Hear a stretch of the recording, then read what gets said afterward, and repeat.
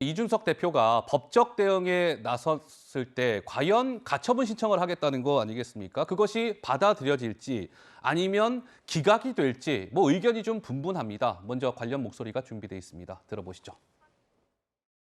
사실 소송이라는 것은 가능성이기 때문에 100% 이긴다, 100% 진다는 없습니다만은 절차 하자가 너무 많아서 이 부분에 대해서 저는 인용 가능성이 상당히 높다고 보고요. 저는 우리 당에 율사 출신들이 많기 때문에 이분들이 이걸 아니까 네. 오히려 가처분을 못하게 막으려고 하지 말라고 자꾸 하는 거 아니냐라는 생각도 좀 듭니다.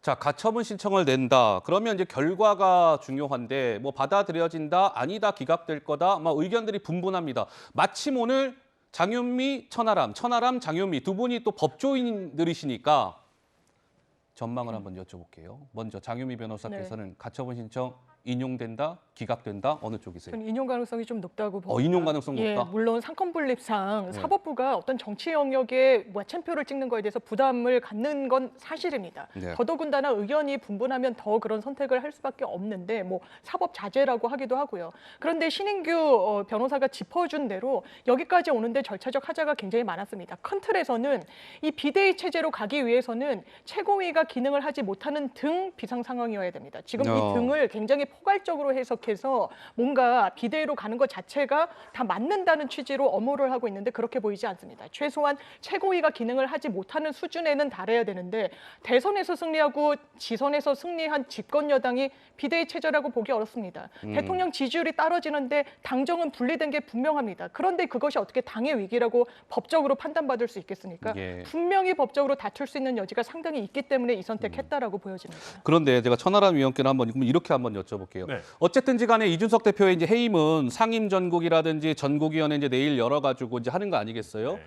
그러니까 엄밀히 보면 크게 보면 절차적으로는 문제가 없다라고 볼 수도 있어요. 따라서 법원이 그 당내 문제를 가지고 지금 국민의힘은요 비상 상황 아닙니다. 이런 것들을 사실 판단하기는 어렵고 따라서 이준석 대표의 가처분 신청이 받아들여질 가능성이 낮다라는 일각의 관측도 나오는데 어떠신지요? 네, 저도 그런 논리도 충분히 성립할 수 있다고 봅니다. 그래서 저도 가처분 신청이 100% 인용될 거다 이렇게 장담하기는 어렵다라고 보고요. 다만 이제 전국이나 상임 전국위는 사후적으로 사실 룰을 개정하고 비상 상황이다라는 선포를 했는데요. 네. 그걸 했다라고 해서 아까 장 변호사님이 지적하신 최고위원회에서 사퇴를 선언하신 분들이 또 갑자기 이 의결에 참여하고 네. 이런 하자가 전적으로 치유됐느냐라고 하면 저는 전적으로 치유됐다고 보기는 조금 어려운 것 같습니다. 예. 그리고 조금 근본적으로는 이게 전국위가 됐건 상임전국위가 됐건 최고위원회가 됐건 의원총회가 됐건 저희 당에 많은 기구들이 있습니다마는 어쨌거나 법률적으로는 최상위의 의결기구는 전당대회입니다. 네. 전체 당원들이 투표에 참여하는 전당대회가 최상위 기구인데 거기서 뽑은 선출한 최상위의 민주적 정당성을 갖고 있는 당대표를 본인의 의지에 반해서 물러나게 하는 거는 간단한 일은 아니거든요. 그런 면에서 아마 치열한 법적 공방이 오갈 거다. 저는 그렇게 예상이 됩니다. 네, 하여튼 기각이 되든 인용이 되든 당내 문제가 어떤 사법부의 판단으로 몫이 넘겨지는 것은 사실 바람직한 건 아닌 것 같긴 한데 어쨌든 좀 시끄러울 것 같습니다. 자, 이준석 대표의 전면전을 둘러싸고 이 대표 주변 당내 인사들의 의견도 엇갈리고 있는데요. 이준석 대표를 옹호하던 당내 우군들이 하나, 둘 돌아서는 분위기입니다. 영상으로 만나보시죠. 지금의 여러 상황들이 현실의 지표들이 저에게 위험하다고 모두가 공멸할 수 있다고 직감하게 해주고 있습니다. 그래서 지금은 무엇보다 당의 혼란과 분열 상황을 빨리 수습해야 하는 것이 먼저라고 생각했습니다. 이준석 대표 개인의 유익이나 개인의 명분이나 개인의 억울함을 이제는 내려놓고 당 전체를 보고 당을 살리는 방법이 무엇인지 고민해서 그 대장의 길을 가라고 얘기했습니다.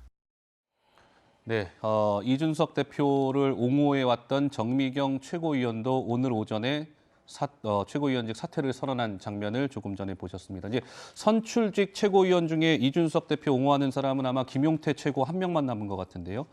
자, 이제는 헤어질 결심 정미경, 조혜진, 홍준표 이 세 사람이 이준석 대표 편에 있다가 좀 이준석 대표한테 등을 돌린 것 같습니다. 우리 장윤미 변호사 네. 보시기에는 어떠세요? 이 거대한 흐름 앞에 뭐 어쩔 수 없는 겁니까? 어떻습니까? 저는 뭐 정미경 최고나 조혜진 의원님들의 뭐 평소 성정이나 이런 것들을 봤을 때 이걸 눈치를 보거나 이런 게 아니라 정치적인 결단을 내린 측면이 있다라고 생각합니다.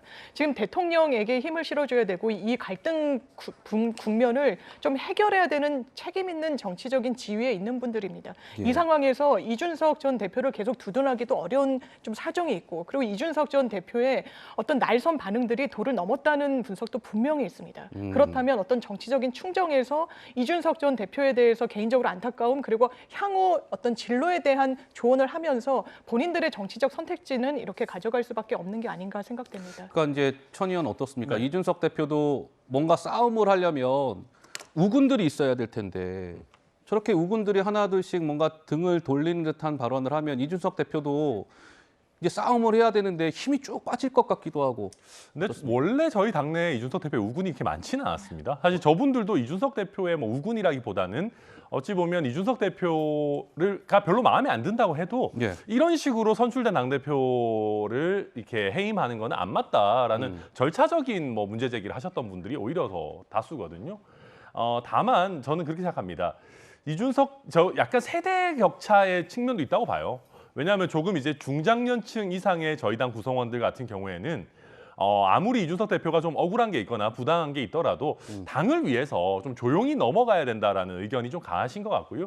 반면에 아까 보셨던 뭐 신인규 변호사라든지 저희 당의 젊은 당원들이나 젊은 정치인들 같은 경우에는 아니 우리가 좋은 게 좋은 거다 하다가 오히려 당이 더 안 좋은 길로 가지 않느냐. 네. 명확하게 옳고 그른 것 그리고 명분을 밝혀야 된다라고 생각하고 있기 때문에 아마 이준석 대표의 최고의 우군이라고 할 만한 분들은 젊은 세대에 이준석 대표의 명분에 공감하는 저희 당원들이 아니겠느냐. 뭐 그래서 저는 이준석 대표는 그분들을 보고 앞으로도 정치를 해나가지 않겠는가 이렇게 뭐 생각이 됩니다. 참 이제 정치라는 게 그렇죠. 이게 정치인들은 뭐 이제 뭐 총선이 후년에 있잖아요. 총선 공천도 생각해야 되고 이제 여러 가지 막 판단을 하면서 움직여야 되기 때문에 굉장히 이제 복잡하게 돌아가고 있는 것 같고요. 자, 정치권에서는 이제 막 신당 얘기가 좀 나옵니다. 이게 어느 정도 좀 가능성이 있는 얘기일까요? 먼저 목소리 들어보실까요? 유승민 의원과의 어떤 신당 창당 뭐 이런 것들도 시나리오가 되나요? 저는 거기까지 봅니다. 거기까지 그 길로 가는 거 아니에요? 유승민, 오세훈, 대권을 꿈꾸는 큰 정치인들은 내가 지금 어떤 위치에 있는가? 결국 윤핵관들이 친윤 장당이 장악되면은 저는 이준석, 유승민 신당을 꿈틀꿈틀 할 거고 한동훈의 여러 가지 문제를 보면서 오세훈도 움직일 것이다. 그러면은 내후년 총선을 앞두고 보수의 지각 변동이 있다. 저는 그렇게 봅니다. 그러니까 박지원 전 원장은 이제 신당 창당 얘기를 합니다. 이준석, 유승민, 뭐 하여튼 오세훈 이런 사람들이 신당을 만들지 않겠느냐. 뭐 당사자들은 음해에 가깝다라고 하면서 부인하고 있습니다만 여의도 정가에서는 신당 얘기가 계속 나와요. 진짜 가능성 0%입니까? 저는 0%라고 봅니다. 0%. 왜냐하면은 지금 이준석 대표가 저희 차기 당대표 여론조사 뭐 이런 데서 보면 꽤 높게 나옵니다. 네. 그리고 뭐 오히려 국민의힘 지지층으로 한정해서 보면 또 그것도 굉장히 높게 나오는 조사들도 꽤 있고요. 오세훈 시장 같은 경우도 뭐 굉장히 높은 지지를 받고 있죠. 그러면 국민의힘 지지층에서도 충분히 많은 지지를 받고 있는 이분들이 굳이 새롭게 신당을 만들어서 창당할 필요가 별로 없지 않냐. 과거에 유승민 전 의원의 사례랑은 저는 크게 다르다라고 봅니다. 왜냐하면 예. 당시 유승민 전 의원 같은 경우는 당시에 이제 저희 전신 정당들에서 본인이 대선 후보가 될 가능성이 아예 없었어요. 근데 오세훈 시장 같은 경우는 그렇지 않거든요. 그런 면에서 저는 저것은 오히려 뭐 오세훈, 이준석, 뭐 유승민 이런 분들이 당 밖으로 나가주기를 바라는 분들이 계속 좀 저런 그래요? 프레임을 띄우시는 거 아닌가 뭐 그렇게 보입니다. 그러니까 박지원 전 원장 얘기, 그러니까 이거 생각나네요. 펠로시 미 하원의장 네. 갔을 때 박지원 원장이 그랬거든요. 난 윤 대통령이 펠로시 만날 거라고 한다. 난 확신한다. 난 정치구단 아니냐. 정치 구단 근데 안 걸겠다. 만났잖아요. 그렇죠. 박지원 원장이라고 해서 꼭 다 맞으시는 건 아니다. 네. 자, 장유미 변호사 자, 우리 그래픽 하나 좀 줘보시죠. 유승민 전 의원이 어제 소셜미디어에 의미심장한 글을 공유했어요. 보시면 유승민 전 의원 아바의 노래를 공유했는데 저 아바의 저 노래의 가사말이 아주 의미심장합니다. 항상 당당했던 너, 예전처럼 다시 해보자. 여기에서 너가 이준석 아니겠느냐 이런 해석이에요. 네, 당연히 그런 해석을 나올 수밖에 없고 사실 유승민 전 의원 같은 경우에는 뭐 이준석 대표를 항상 응원하고 두둔하고 또 정치 입문을 시켜준 장본인이기도 하지만 둘 사이에는 또 건강한 긴장 관계라는 게 또 있을 수밖에 없는 구도이기도 합니다. 그럼에도 불구하고 지금 국민의힘이 최소한 국민들 보시기에 전공법으로 이 사태를 접근하고 있지는 않아 보입니다. 대통령의 내부 총질이란 말이 나온 이후에 이른바 이준석 축출의 수순으로 읽히는 부분이 있기 때문에 어떤 당내 쓴소리를 하는 중책인 전직 의원으로서는 이준석 대표에게 응원의 메시지를 보낼 수밖에 없겠다 이런 생각이 듭니다.